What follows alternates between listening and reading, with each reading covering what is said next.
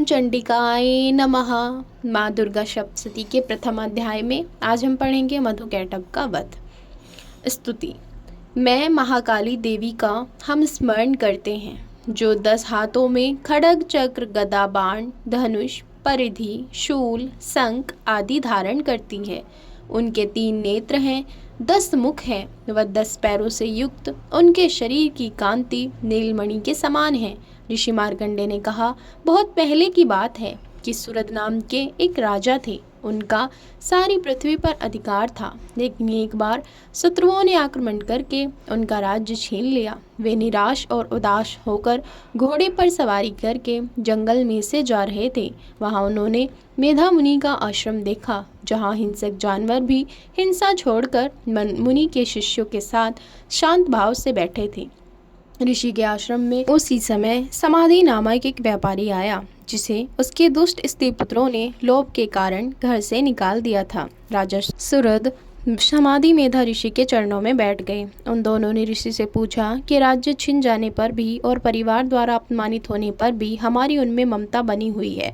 अपने राज्य और परिवार के विचारों से हम मुक्त नहीं हो पा रहे हैं और इस कारण दुखी हैं। मेधा ऋषि ने कहा, प्राणियों में समझ होते हुए भी भगवती महामाई की शक्ति से यह जगत मोहित हो रहा है।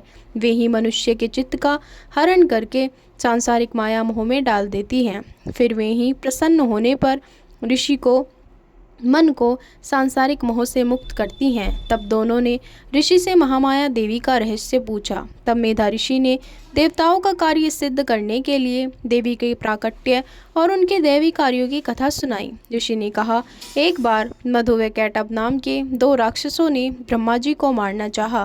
ब्रह्मा जी ने भगवान विष्णु को योग निद्रा में मग्न देखकर योग निद्रा की स्तुति की। उससे भगवान विष्णु को जगाने और उनसे मधुकैटभ का वध करने का आग्रह करने को कहा। योग निद्रा के अलग हो जाने पर भगवान विष्णु जाग उठे। उन्होंने उन दोनों राक्षसों को देखा जो ब्रह्मा जी को खा जाना चाहते थे। उस समय पृथ्वी पर चारों ओर जल ही जल था।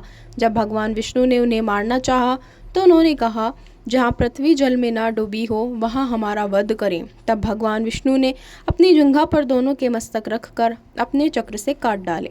बोलो भगवती दुर्गा की सदा सदा जय हो। कीलक स्तोत्र। ओम नमः चंडिकाय। इस कीलक मंत्र के श्री शिव ऋषि हैं। अनुष्टुप छंद है। महासरस्वती देवता के स्थान पर है। श्री जगदम्बा की प्रीति पाने के लिए सप्तशती के पाठ के साथ इसे पढ़ना चाहिए। ओम चंडिका देवी को नमस्कार है। ऋषि मार्कंडेय ने कहा, ज्ञानमय शरीर वाले 3 वेदों के 3 नेत्र वाले मस्तक पर अर्धचंद्र धारण करने वाले और सबका कल्याण करने वाले भगवान शिव को नमस्कार है। मंत्र सिद्धि में जो विघ्न उपस्थित होते हैं, ये कीलक स्रोत उनका निवारण करता है। देवी की स्तुति करने मात्र से मंत्र सिद्धि होती है। भगवान शंकर ने अपने जिज्ञासु भक्तों को समझाया है कि सप्तशती का पाठ ही सर्वश्रेष्ठ और कल्याणकारक है। सप्तशती के पाठ से जो पुण्य प्राप्ति होती है, उसकी कभी समाप्ति नहीं होती।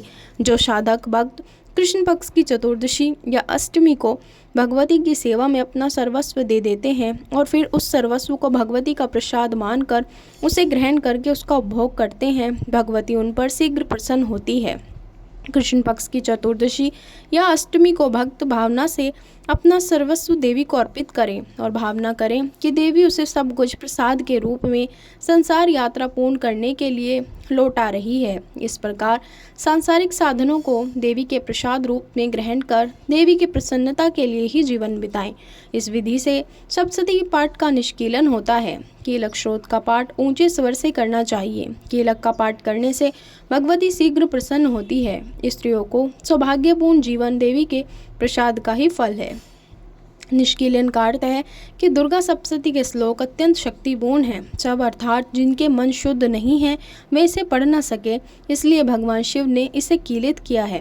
निष्कीलित करके पढ़ने से ही इसका फल मिलता है। कीलक स्रोत के अनुसार संकल्प करने से इसका निष्कीलन हो जाता है। बोलो भगवती अम्बे की सदा सदा जय हो।